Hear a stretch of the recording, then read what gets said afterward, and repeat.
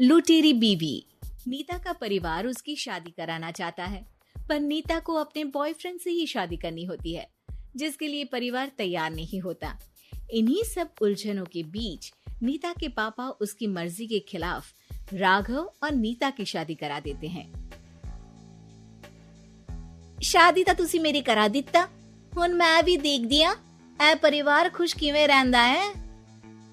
अपने गुस्से के चलते नीता शादी के अगले ही दिन से परिवार में सबको उल्टे जवाब देना, किसी की कोई बात ना सुनना और अपने मन मुताबिक रहना शुरू कर देती है, जिससे घर में सबको दिक्कत होती है, लेकिन नीता को कोई कुछ नहीं बोलता।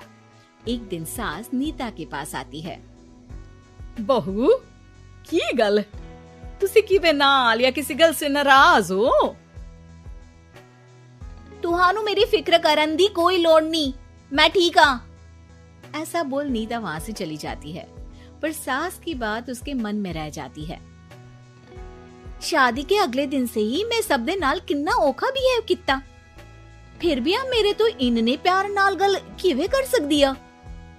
मानू नफरत करनी नहीं आउंदी, ऐस करके वो सोचती है कि एक ना एक दिन तुम्हारा गुस्सा भी खत्म हो जाऊगा। यह कदे नहीं हो सकता। इससे पहले राघव कुछ बोलता, नीता का मोबाइल बजने लगता है, जिस पर राघव वहां से चला जाता है और नीता फोन पर बात करने लगती है। जिसके बाद अगले दिन से नीता की जैसे ही आत्मा बदल गई हो, वो बिना किसी के बोले घर के सारे काम कर देती है। उसकी ऐसी काया पलट देख राघव और उसकी माँ हैरान रह जाते हैं।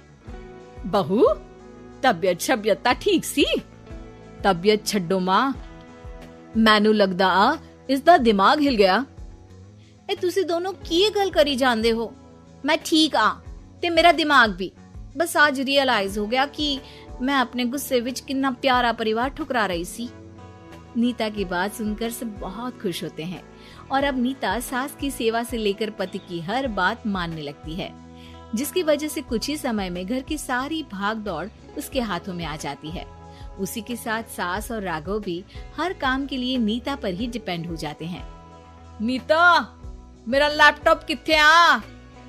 बहू मेरी दवाइयाँ।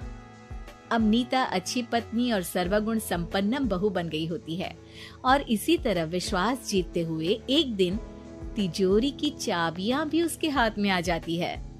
जिंदगी विच स्वाद। तिजोरी की चाबियां हाथ में आती ही नीता एक रात सास और पति के सोते ही सारे गहने और कैश लेकर घर छोड़ अपने बॉयफ्रेंड के पास चली जाती है। रवि मैं आ गई, अब सानू कोई अलग नहीं कर सकता। देख मैं सारी ज्वेलरी ते कैश भी साथ ले आई।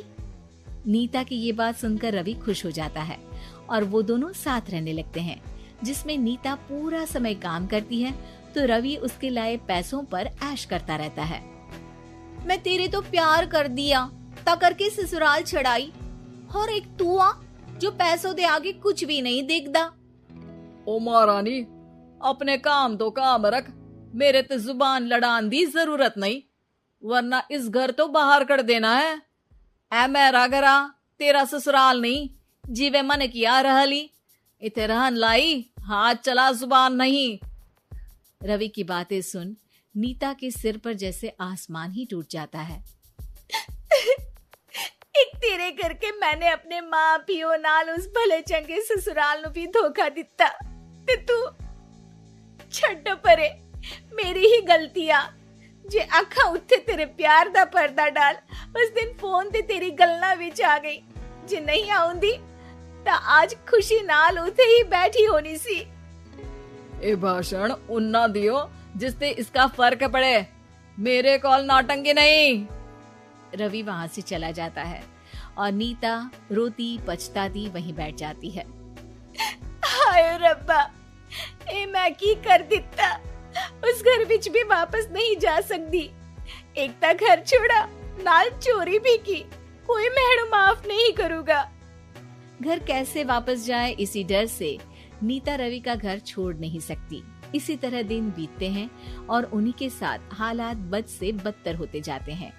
अब रवि पैसों और अपनी मनमानी के लिए नीता के साथ मारपीट भी शुरू कर देता है, जिससे परेशान होकर एक दिन नीता उसे छोड़ अपने ससुराल वापस आ जाती है।